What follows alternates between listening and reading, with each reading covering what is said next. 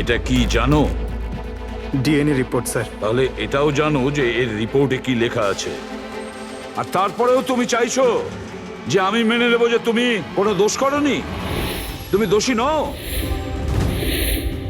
Sir, sir আপনি আমাদের শিখিয়েছেন সত্যের থেকে বড় এই পৃথিবীতে আর কিচ্ছু নেই স্যার। এই কেসটা সত্যিটাও তাই স্যার। আমি কাউকে খুন করিনি স্যার, সত্যি বলছি স্যার। তুমি যদি খুন না করে থাকো তাহলে তোমার রক্ত ওই অস্ত্রতে লাগলো কি করে পঙ্কজ? আমি জানি না স্যার। Damn it! জানো না মানেটা কি? হ্যাঁ, এই যে তোমার হাতে চোট লেগেছে, ওই যে রক্ত চিহ্নটা রয়েছে, সেটাই চিৎকার করে বলছে খুনি তুমি পঙ্কজ, তুমি। আমি আপনাকে বলেছিলাম স্যার, আমি অটো করে যখন বিউরো আসছিলাম তখন কেটে গেছিল স্যার।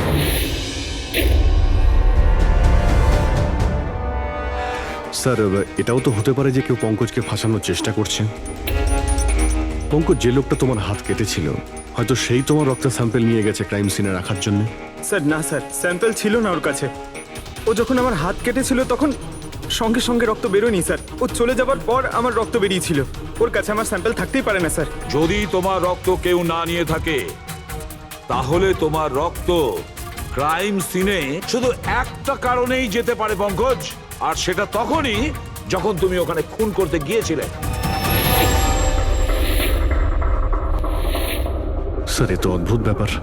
স্যার পঙ্কজ যদি মিথ্যে বলতো, আমাদের বিভ্রান্ত করতে চাইতো, তাহলে তো বলতেই পারতো যে ওর স্যাম্পল কেউ নিয়ে চলে গেছে, কিন্তু ও আমাদের সত্যি বলল। তাহলে ওর সত্যির কি কোনো দাম নেই স্যার? হ্যাঁ অভিজিৎ, সত্যির অনেক দাম আছে, কিন্তু আপাতত এই কেসের একটাই সত্যি। এই খুনের একজনই সাসপেক্ট, আর সে হলো পঙ্কজ।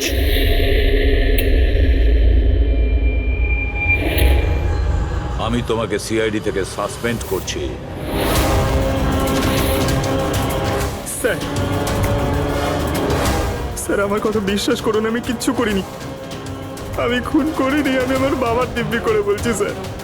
তোমার গান আর ব্যাচ। স্যার, একজন ছেলে তার বাবার শ্রাদ্ধের দিন কিভাবে তার মিথ্যে দিব্যি কাটতে পারে স্যার? আমি তোমাকে জিজ্ঞেস করিনি ফেডরিক। গান আর ব্যাচ।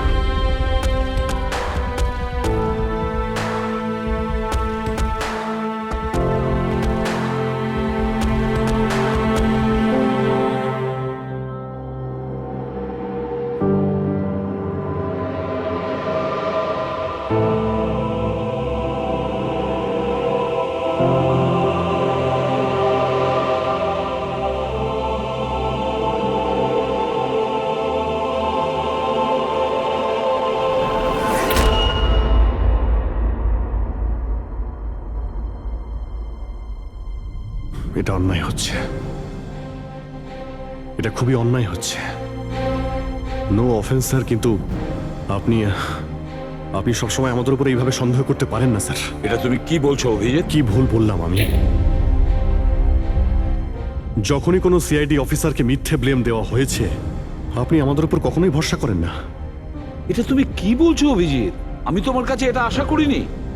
স্যার, আমাদেরও আপনার কাছে কিছু আশা থাকে স্যার। আপনার একটা ইশারায় আমরা যে কোনো মুহূর্তে জীবন দিতে প্রস্তুত থাকি। তাহলে এটুকু আশাও কি অন্যায় যে আপনি খারাপ সময় আমাদের পাশে থাকবেন, আমাদের আপনি সহযোগিতা করবেন? তোমাদের আমি সহযোগিতা করি না? সত্যিটা জানার চেষ্টা করিনি? সত্যিটা জানার চেষ্টা করে অনেকবার আপনি আমাদের আত্মসম্মানে আঘাত করেছেন স্যার। আমাদের দায়িত্ব আর কর্তব্যকে আপনি সন্দেহ করেছেন। যখন আমাকে মিথ্যে অপবাদ দেওয়া হয়েছিল, আপনি আমার উপরে ভরসা করেননি স্যার। আর যতক্ষণ পর্যন্ত অভিজিৎ নিজেকে নির্দোষ প্রমাণিত করছে, ওকে জেলেই থাকতে হবে। যখন দয়াকে মিথ্যে অপবাদ দেওয়া হয়, তখন ওকেও আপনি ভরসা করেননি স্যার। কিন্তু হয়তো আপনি একটা কথা ভুলে গেছেন, একবার আপনাকেও এরকম মিথ্যে অপবাদ দেওয়া হয়েছিল স্যার।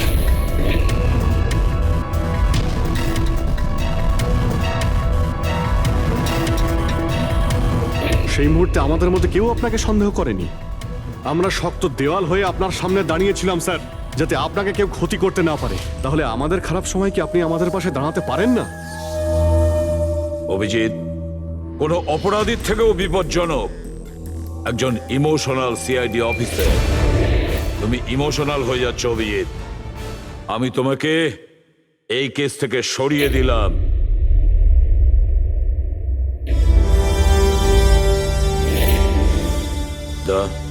পুরবি, আজ থেকে পঙ্কজের কেস তোমরা দুজন ইনভেস্টিগেট করবে। শুধু শুধু তোমরা দুজনে। ঠিক আছে স্যার।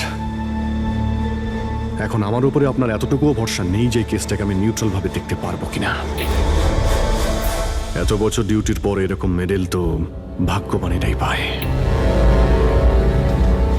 Thank you sir.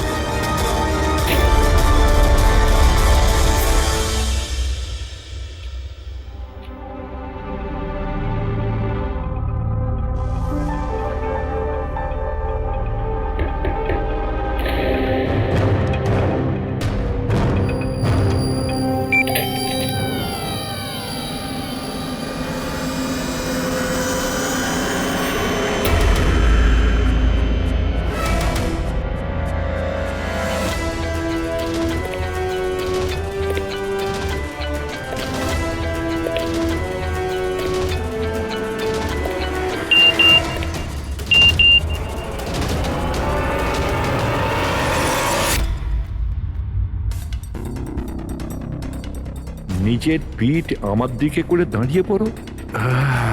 চলো এটাও করে দেখে নি।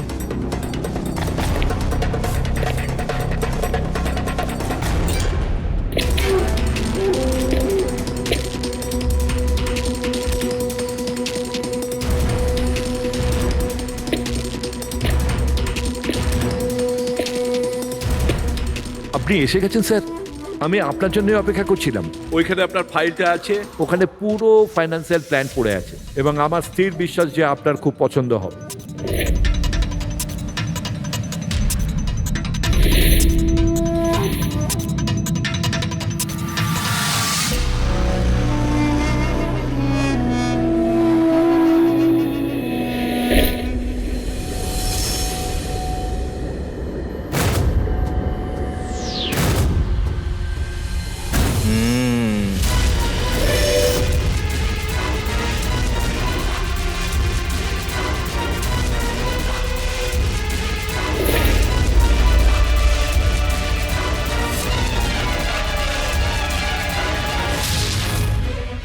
আরে এ তো নকল।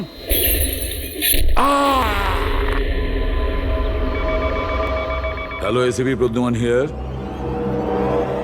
হোয়াট? কখন? আচ্ছা ঠিক আছে,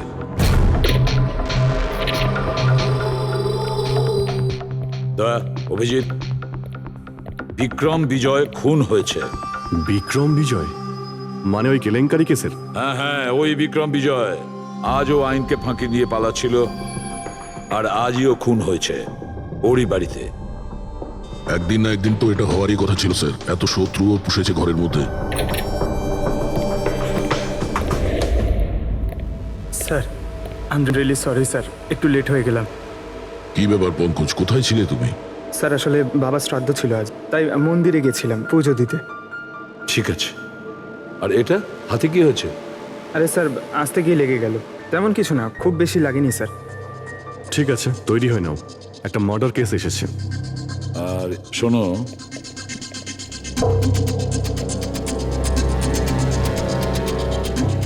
কার আবার মার্ডার হলো? বিক্রম বিজয়ের।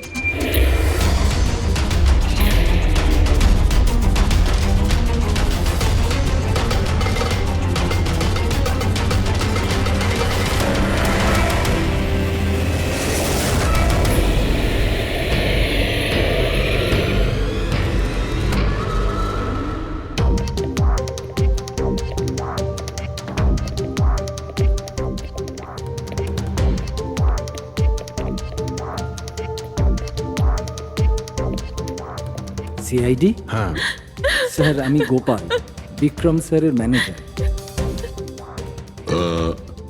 এই তিনজন কারা? এ মোহিত, বিশাল আর ও হলো রাঘব, এরা স্যারের সিকিউরিটি গার্ডস। ও, আর ইনি? ইনি বিক্রম স্যারের ওয়াইফ মধু ম্যাডাম, আর বাকিরা সব স্টাফ। বডি কোথায়? স্যার বডি ভেতরে আছে। এই ঘাড়ে আঘাত করেছে আর পেট আর বুকেও মেরেছে। খুনি এটা শিওর হতে চেয়েছিল যে কোনোভাবেই যেন এ বেঁচে না যায়।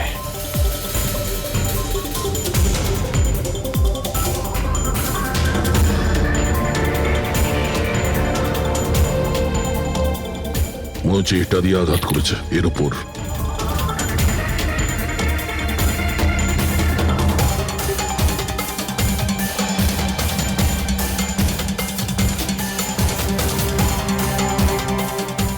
বিক্রমের ফোনে শেষ মেসেজটা কোনো আননোন নাম্বার থেকে এসেছিল। নিজের পিঠ আমার দিকে করে দাঁড়াও। পিঠ আমার দিকে মানে ওই লোকটা কি একে নিজের মুখ দেখাতে চাইনি নাকি?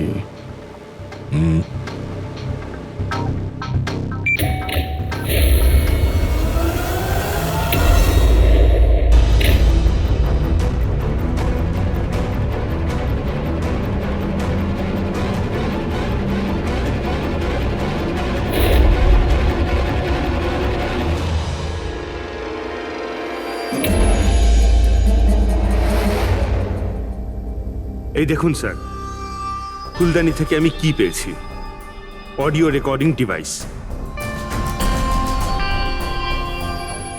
অডিও রেকর্ডিং ডিভাইস মানে এই রুমের মধ্যে যা কথাবার্তা। ও যেভাবে প্রস্তুতি নিচ্ছিল, ওটা দেখে তো মনে হচ্ছিল যেন ওনার কোনো বিশেষ ক্লায়েন্ট হবে, আর উনি বিক্রমের সাথে দেখা করতে চাইছিলেন। এই ক্লায়েন্ট বিক্রমের কন্ট্যাক্টে এলো কি করে? স্যার আমার জন্যে ও আগে আমাকে কন্ট্যাক্ট করেছিল। ও বিক্রম স্যারের পুরো ইতিহাস ভালো করে জানতো, আর বিক্রম স্যার ওর এই হোমওয়ার্কে খুব ইমপ্রেসড হয়েছিল, আর উনি আমাকে মিটিং ফিক্স করতে বলেছিলেন। আপনি ওর সঙ্গে আগে দেখা করেছিলেন? না স্যার, ওই ফোন করেছিল, আর সেটাও প্রাইভেট নাম্বার থেকে।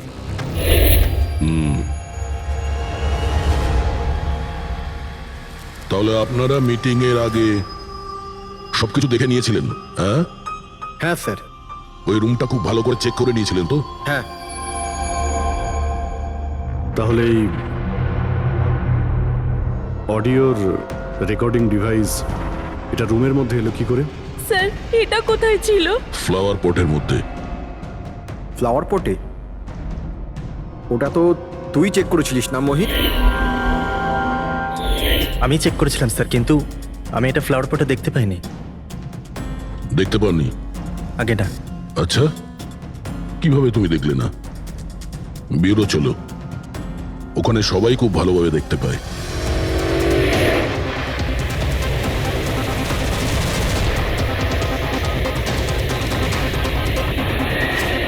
মোহিতের উপর নজর রাখবে। গুলি চালাবে না। কৈলাস স্যার, আপনি? কে ইনি? ইনি সিবিআই অফিসার কৈলাস বাবু। কেমন আছেন স্যার? দারুণ। কি ব্যাপার স্যার, হঠাৎ করে আপনি আমাদের রাস্তা আটকে দিলেন? অভিজিৎ, আমার ওই লোকটাকে চাই যে তোমাদের সিআইডির গাড়িতে বসে আছে। মোহিত? ও ও আমাদের অপরাধী স্যার, ওকে আমরা ব্যুরোতে নিয়ে যাচ্ছি ইন্টারোগেট করার না জন্য। অভিজিৎ, ও অপরাধী নয়, ও একজন সিবিআই অফিসার। কি বলছেন আপনি? এই মোহিত সিবিআই অফিসার? কিন্তু স্যার, এ তো ওই বিক্রমের ওখানে গার্ডের চাকরি করছিল। দেখাবার জন্য, সত্যিটাকে লুকোবার জন্য। কিরকম সত্যি স্যার? মোহিত একজন আন্ডার কভার। ও আমার কথাতেই ওখানে ডিউটি করছিল, আর আমার কথাতেই ও বিক্রমের ওখানে রেকর্ডিং ডিভাইসটা লাগিয়েছিল। আর এই কারণে কিছুই বলতে হচ্ছিল না। আন্ডার কভার মরে যাবে, কিন্তু প্রোটোকল ভাঙবে না। না ঠিক আছে স্যার, ওই অ্যাকচুয়ালি কিছু জিজ্ঞাসাবাদ তো করতেই হবে, খুনের ব্যাপার তো, জাস্ট জেনারেল জিজ্ঞাসাবাদ। আর আমরা ওই অডিও রেকর্ডিংটা পেতে পারি স্যার? আমরা জানতে চাই যে খুনি আর বিক্রমের মধ্যে কি কথা হয়েছে। আপনি এসে গেছেন স্যার, আমি আপনার জন্যই অপেক্ষা করছিলাম। ওইখানে আপনার ফাইলটা আছে, ওখানে পুরো ফাইন্যান্সিয়াল প্ল্যান পড়ে আছে, এবং আমার স্থির বিশ্বাস যে আপনার খুব পছন্দ হবে। এটা নকল। আরে, মনে হচ্ছে এই বিক্রম বিজয় খুনিকে চেনে, সেই কারণে খুনি ওকে নিজের মুখ দেখতেই দেয়নি। আর যখন বিক্রম জানতে পারে যে যে টাকাগুলোকে দেওয়া হয়েছে সেগুলো নকল, তখন সে বিক্রমকে খুন করে আর ব্যাগ নিয়ে চলে যায়।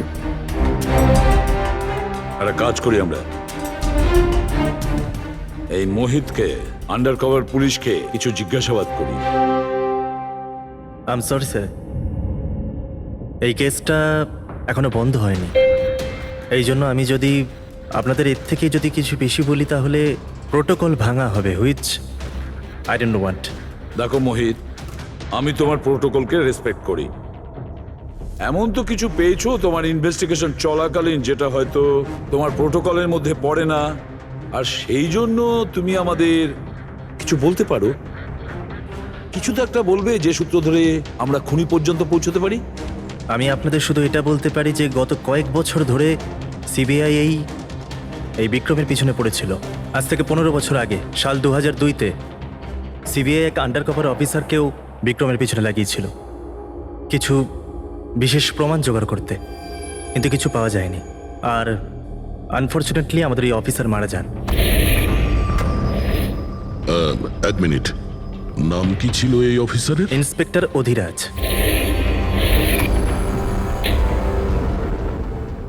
ইন্সপেক্টর অধিরাজ?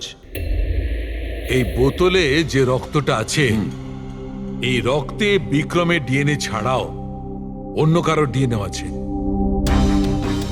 বিক্রমের ডিএনএ ছাড়াও অন্য কারো ডিএনএ আছে? তুমি বলতে চাইছো অন্য কেউ ছিল? কে ছিল সালুকে? ক্রিমিনাল ডাটাবেসের সঙ্গে কম্পেয়ার করে দেখেছিলে, ম্যাচ করে দেখেছিলে তুমি? তার দরকার পড়েনি। প্রয়োজন ছিল না কি বলছো সালুকে? সেটা কার ডিএনএ? ওই ডিএনএ হ্যাঁ, পঙ্কজের। হোয়াট? ওই ডিএনএ পঙ্কজের? আমাদের পঙ্কজের? আমাদের পঙ্কজের। এটা কি করে হতে পারে? সিআইডি অফিসার হলো পঙ্কজ। সিআইডি অফিসার পঙ্কজ খুন করতে পারে? আমাদের একজন অফিসার খুনি? কিন্তু স্যার, পঙ্কজ কেন খুন করতে যাবে? সেটাই তো, সিআইডি অফিসার কেন খুন করতে যাবে? স্যার, বিক্রমের বাড়ির থেকে 1 কিলোমিটার দূরে পুলিশ একটা বেবারিশ মোটরসাইকেল পেয়েছে স্যার। কার মোটরসাইকেল ছিল ওটা? স্যার, ও পঙ্কজের ওটা।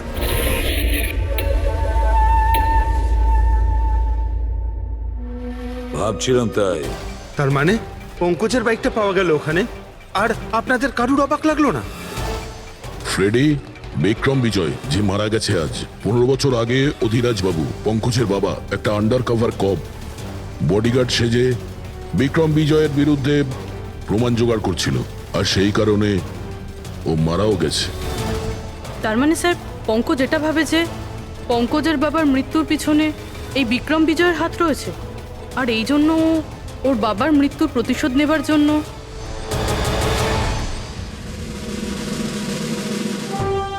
পঙ্কজ এখন কোথায়?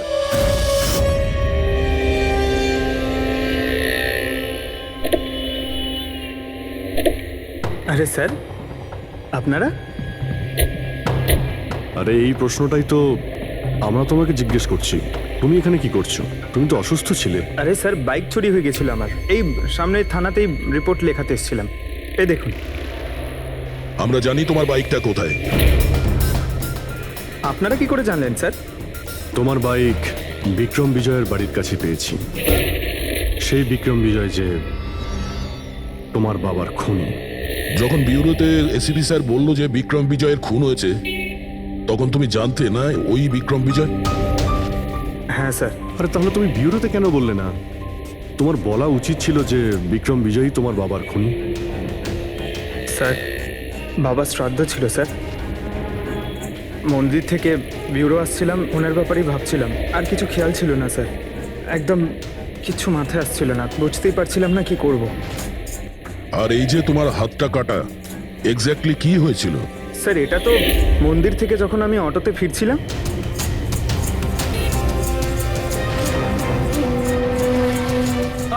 কি হলো স্যার? তাহলে একজন অচেনা লোক আঘাত করে চলে গেল? হ্যাঁ, এমনি অকারণে? স্যার, আমি জানি বিশ্বাস করাটা একটু কঠিন, কিন্তু এটাই সত্যি।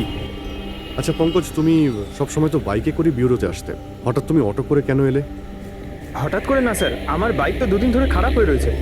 তাহলে তোমার খারাপ হয়ে যাওয়া বাইকটাকেও নিয়ে গেল, সে ওটাকে রিপেয়ার করলো, আর ঠিক হয়ে যাওয়ার পর ওটাকে একটা ফাঁকা জায়গায় ফেলে দিয়ে এলো, তাও কাকতালীয় ভাবে এমন একজনের বাড়িতে ফেলে দিয়ে এলো যার আজই খুন হয়েছে, আর যে তোমার বাবার খুনিও। স্যার, আপনারা আমাকে সন্দেহ করছেন? আপনাদের মনে হচ্ছে ওই বিক্রম বিজয়কে আমি মেরেছি?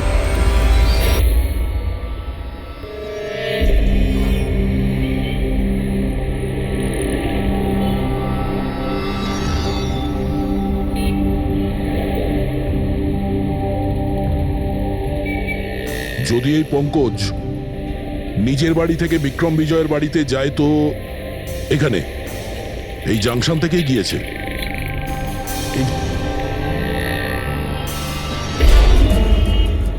স্যার, সিগন্যালে সিসিটিভি ক্যামেরা রয়েছে। এই সিসিটিভি ক্যামেরার ফুটেজ থেকেই আমরা জানতে পারবো যে পঙ্কজ ওই বাইকে করে এখান থেকে গিয়েছিল নাকি ওটা অন্য কেউ ছিল।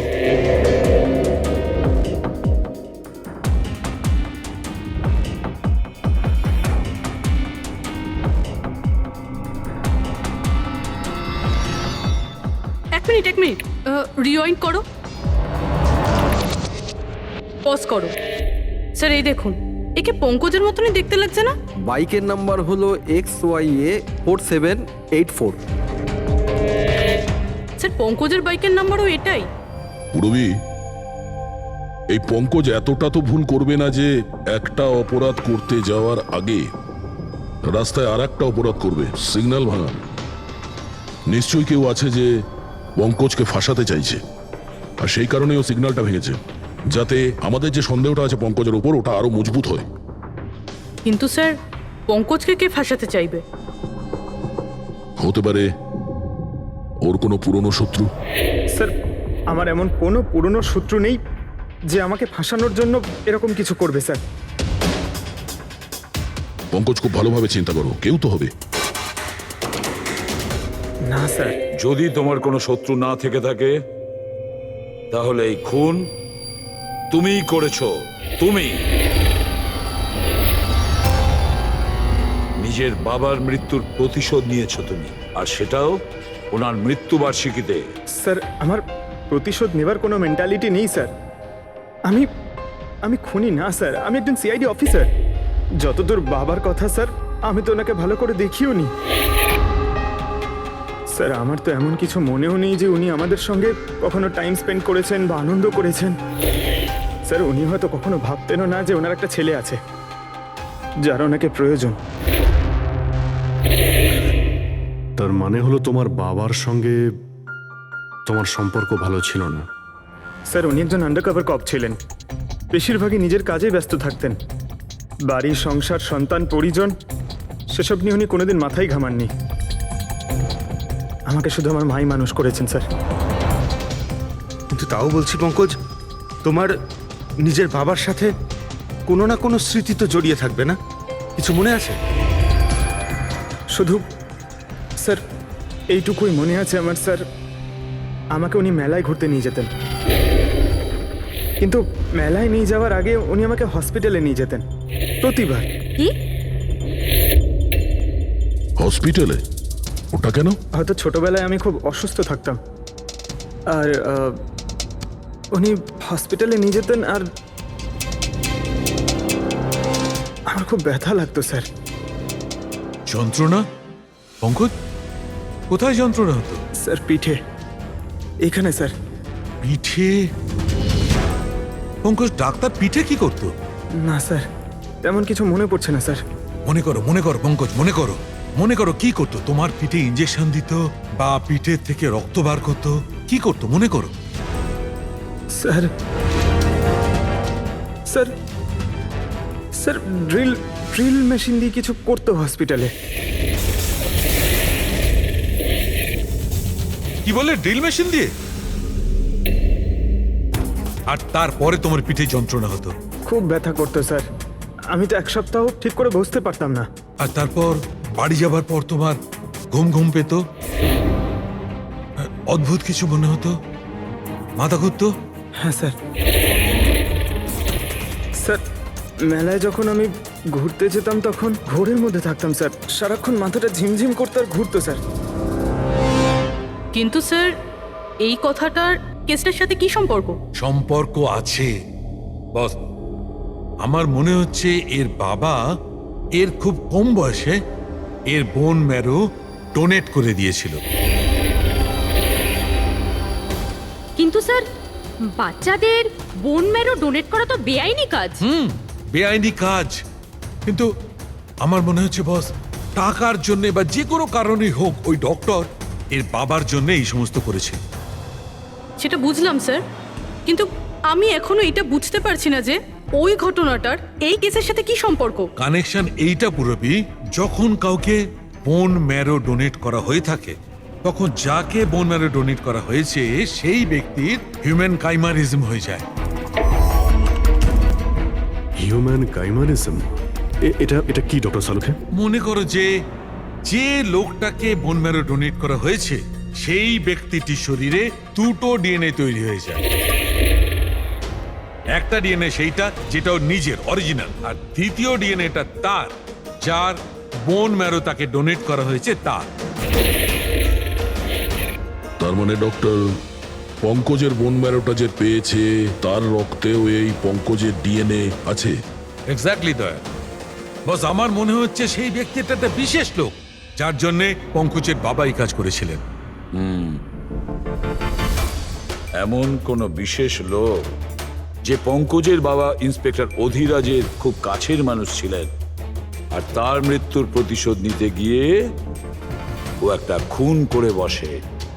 কিন্তু কে?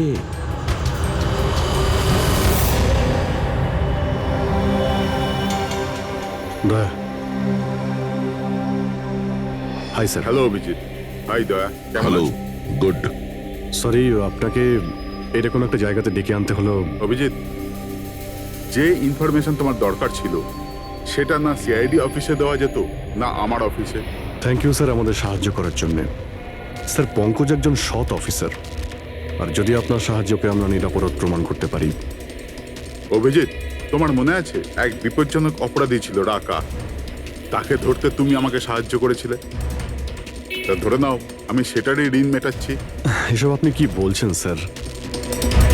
অ্যাকচুয়ালি আমাদের পঙ্কজের বাবা ইন্সপেক্টর অধিরাজের ব্যাপারে কিছু ইনফরমেশন চাই, যতটা আপনি দিতে পারবেন। আপনি কাজ করেছেন না ইন্সপেক্টর অধিরাজের সঙ্গে? হ্যাঁ দয়া, অধিরাজ খুবই সৎ ইন্সপেক্টর ছিল আর সাহসীও। আমার তো এটা বলতে গর্ব হয় যে আমরা একসাথে কাজ করেছি। স্যার অ্যাকচুয়ালি আমরা এটাই জানতে চাই যে ওনার আন্ডারকভার মিশনের সময় ওনার সঙ্গে কারো কি কোনো গভীর সম্পর্ক হয়েছিল?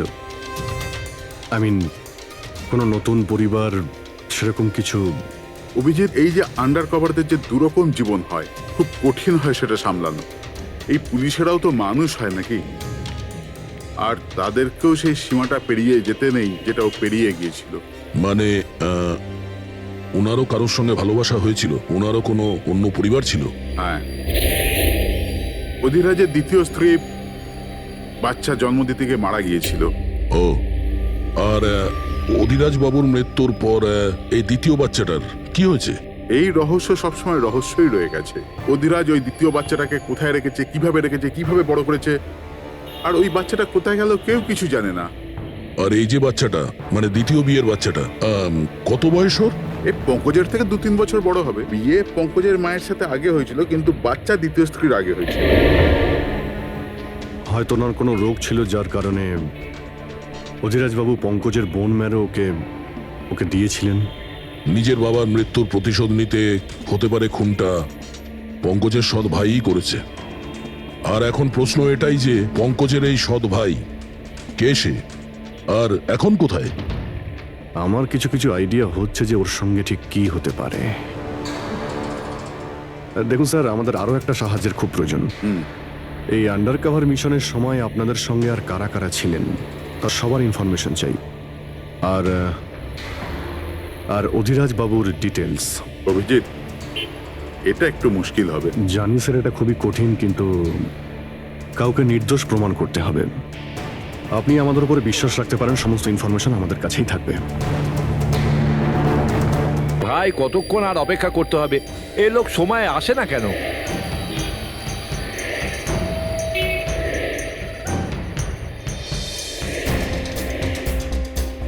আরে ভাই, আধ ঘন্টা ধরে অপেক্ষা করছি। আজই আমার পুরো টাকা চাই। আজই আমাকে এই শহর ছেড়ে দিতে হবে। তোর হিসাব দা আমি আজ এখনই এই মুহূর্তে করব।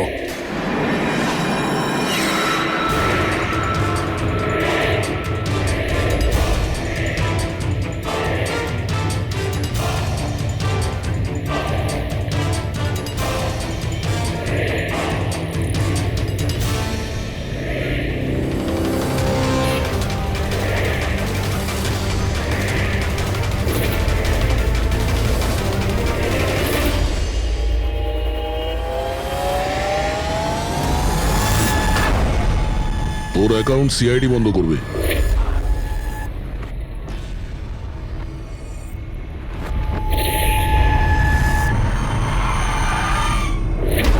বাবার ধার মেটানো প্রত্যেক সন্তানের কর্তব্য,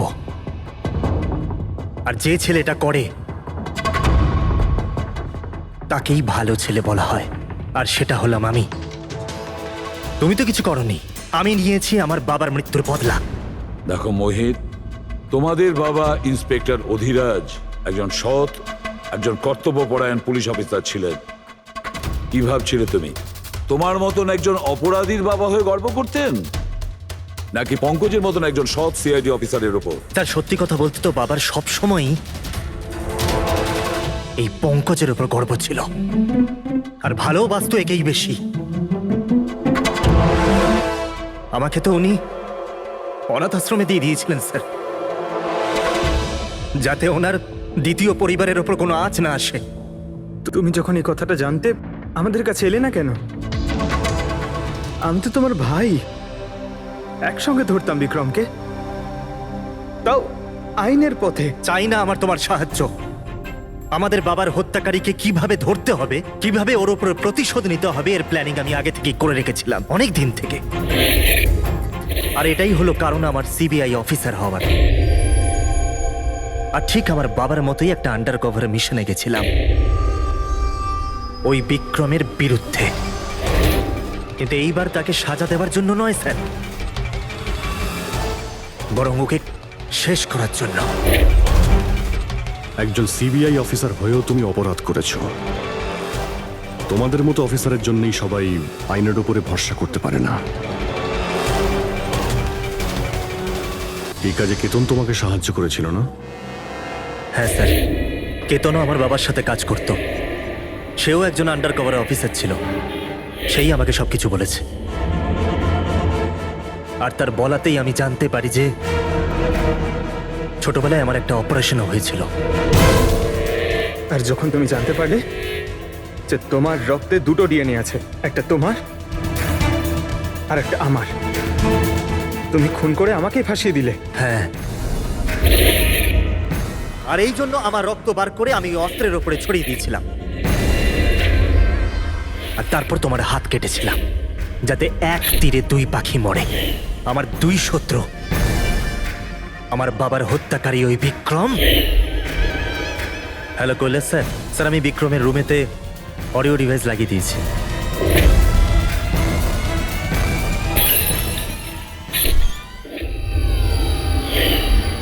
আর তুমি আমাকে এত ঘৃণা করার কারণ কি ভাই? কেন করবো না বলো তো? আজ পর্যন্ত সবকিছু তুমি পেয়েছো। আমাদের বাবার নাম, ওনার ভালোবাসা, ওনার সম্মান, সবকিছু। আর দুঃখের বিষয় তো এটা যে এত কিছু পাওয়ার পরেও তোমার এতটুকু হুঁশ ছিল না যে আমাদের বাবার হত্যাকারী কে। স্যার, আজকে যদি আমি না হতাম তাহলে আমাদের বাবার হত্যাকারী আজও বেঁচে থাকতো এবং ঘুরে বেড়াতো।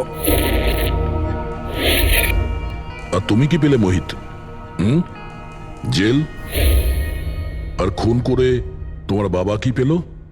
মরার পরে লজ্জা। স্যার, একটা প্রশ্ন করতে পারি আপনাকে? আপনারা আপনারা আমার কাছে পৌঁছলেন কি করে? কারণ আমি এতটুকুও ভুল করিনি সমস্ত প্রমাণ পঙ্কজের বিরুদ্ধে করতে। সেটা তো আমরা জানতাম যে পঙ্কজ এ কাজ কোনোদিন করতে পারে না। আর বাকি রইল তোমার অবধি পৌঁছানোর। যখন আমরা দুটো ডিএনএর খোঁজ পেলাম, আমরা তোমার বাবা ইন্সপেক্টর অধিরাজের ব্যাকগ্রাউন্ড চেক করলাম। সেখান থেকেই আমরা জানতে পারি যে ওনার আরো একজন ছেলে আছে, তুমি। ব্যাস, আমরা সেই ছেলের ঠিকুজি খুঁজে বার করলাম তোমার। আর পুরো ব্যাপারটা ছবির মতন পরিষ্কার। অনেক ভুল করেছো তুমি মোহিত, মস্ত বড় ভুল করেছো। আইন তোমাকে কঠোর থেকে কঠোরতম শাস্তি দেবে। হয়তো যাবজ্জীবন জেল, না হলে ফাঁসি।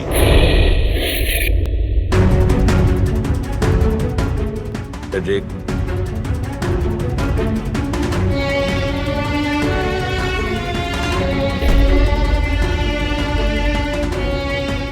সরি স্যার, আমি জানি তোমার মনে শুধু আমার প্রতি ঘৃণাই আছে, কিন্তু আমি সত্যি জানতাম না আমার কোনো ভাই আছে। আমি জানি না তোমার সঙ্গে কি হবে, কিন্তু তুমি একটা কথা সবসময় মনে রেখো, আমি তোমার অপেক্ষা করব। I'll wait for you, brother.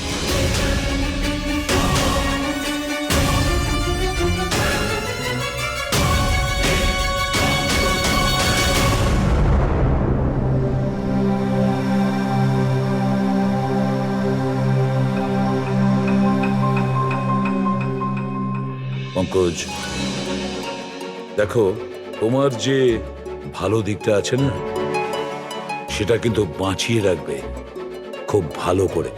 Welcome back to CID. Thank you sir. Sir, I am sorry sir. আপনি ঠিকই বলছিলেন। ইমোশনাল হয়ে আমি স্যার একটু বেশি বলে ফেলেছি। I am sorry. দেখো অভিজিৎ, তোমরা সবাই আমার কাছে শুধু সিআইডি অফিসার নও, তোমরা আমার গর্ব, আমার আত্মবিশ্বাস, তোমরা আমার শক্তি। তোমরা আর এসিবি প্রদ্যুমান আজ পর্যন্ত নিজের শক্তিকে সন্দেহ করেনি, না কোনোদিন করবে। সময় তো সব সময়ই মানুষের পরীক্ষা নেয়, কিন্তু কর্তব্যের পথে চলার সময় যদি নিজের সন্তানের ওপরেও গুলি চালাতে হয়, আমাদের হাত যেন না কাঁপে।